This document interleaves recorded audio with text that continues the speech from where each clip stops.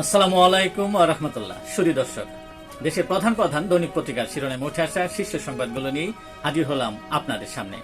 শুরুতেই থাকছে ইরান ইসরায়েলের যুদ্ধের সর্বশেষ খবর তথা আন্তর্জাতিক খবর দিয়ে শুরু করছি আজকের আয়োজন। যুক্তরাষ্ট্রকে ইরানের হুঁশিয়ারি, ইরান কখনো আত্মসমর্পণ করবে না।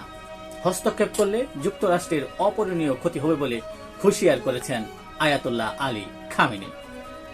এখন পর্যন্ত ইরানে নিহত 639। হিউম্যান রাইট অ্যাক্টিভিটিস এর প্রতিবেদনে এ তথ্য উঠে আসে। হামলায় যুক্তরাষ্ট্রকে জড়াতে চায় ইসরায়েল।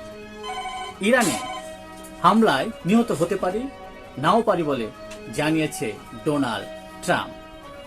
ইরান ঘিরে মার্কিন যুদ্ধবিমান, ধারণা করা হচ্ছে যুদ্ধে জড়াচ্ছে যুক্তরাষ্ট্র, প্রস্তুত ইরানও।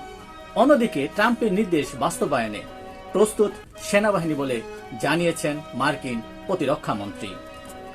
ইসরায়েলে ইরানের ফাতা এক ক্ষেপণাস্ত্র নিক্ষেপ, সরাসরি সামরিক সহায়তা নিয়ে সতর্ক করল রাশিয়া।